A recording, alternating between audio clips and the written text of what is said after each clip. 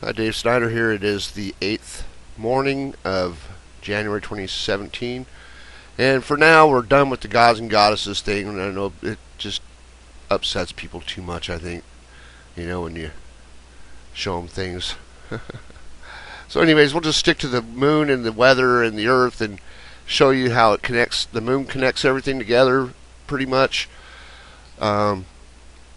I don't know. Maybe you could probably do this without including the moon, but it's apparently they're showing us that it's the moon. So let's just go with what they're showing us. I mean, you may not be seeing it, but that's what it is actually being shown in the weather and on the moon surface. That's what they're showing us. You just aren't seeing it because you're not looking for it. Okay. So just let me update you on a couple things here. This is weather from North America.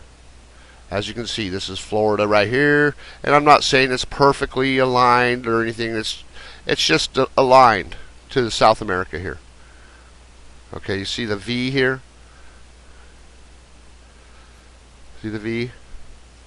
And this is like, there's so many times that I've shown South American weather over. This is the polar vortex that takes place in the wintertime up here in Canada or whatever. Excuse me. So anyways, you can look at this and you can see all the stuff it's all there. It's just right there. That is a lunar, that's a South Pole pattern, weather pattern over North America. You see the classic ice cream cone shape. Ice cream cone, the ice cream. Okay, that's just the way I describe it. You'll see that's always South America. Wherever you see it, that's going to be South America, just like that. Okay. So what this does is it links a couple things together. We know, or a few of us know, that Mare Moscoviense leaves this pattern right here over North America. I've shown that pattern just yesterday in a video.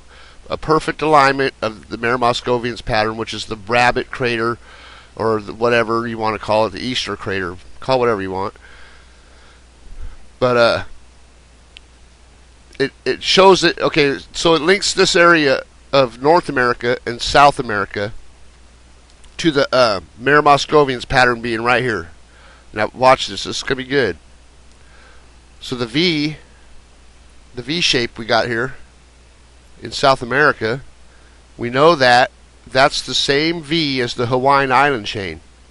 Same angle as the Hawaiian Island chain. So what I did is I copied this and I brought this over to the Hawaiian Island chain. And it makes another connection with Tycho. I'm not saying this is perfect. I threw it up there. It's a little bit long. I probably need to shorten it. So let's just do a little adjusting with it because it's a little bit out of shape there. But let's get that in the corner right there at the angle. Right about there.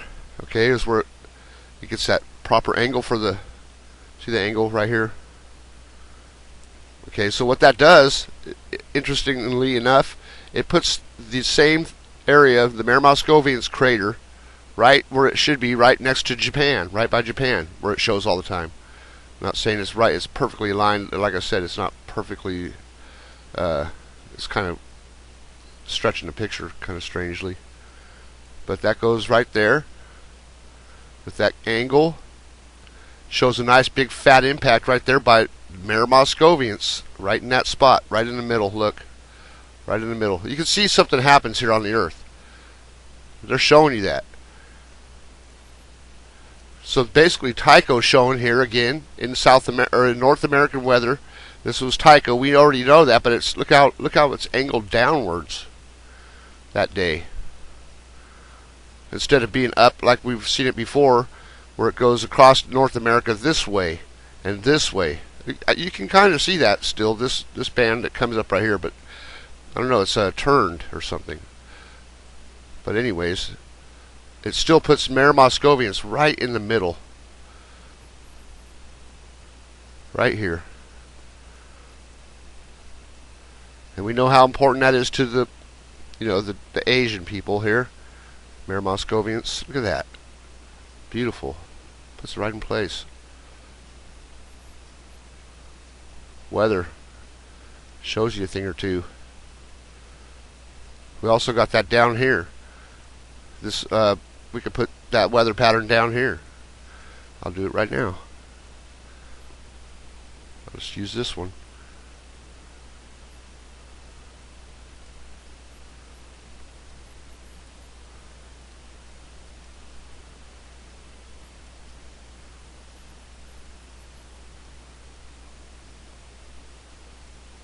I'm just going to throw it in there real quick so we can just look at it real quick.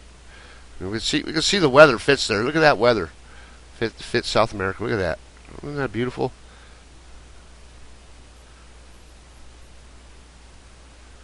It's weird how it doesn't show this top part, but you know, that's just not showing it. Probably, I mean, that's just something they do all the time anyway. So right here is like New Zealand in this picture of South America. You can see New Zealand right there, which New Zealand is right here in the picture somewhere. I got to turn the borders on to see it.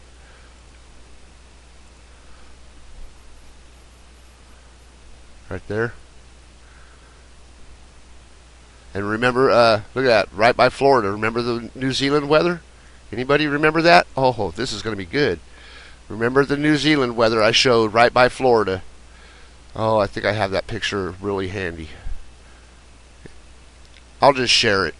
You know, it's hard for me to bring it all up in the video.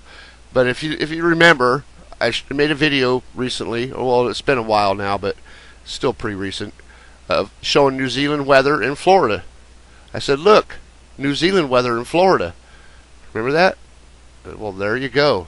Tying it together perfectly right there with that picture. And South America and the polar vortex. It ties that all together. It also shows another instance of the Mare Moscovians down here, apparently. So it, you know, something happened up here. Something moved down to here.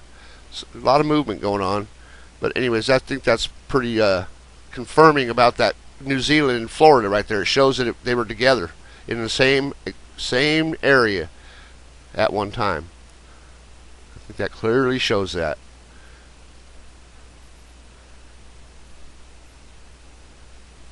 That's definitely South American weather. In the northern hemisphere, right here.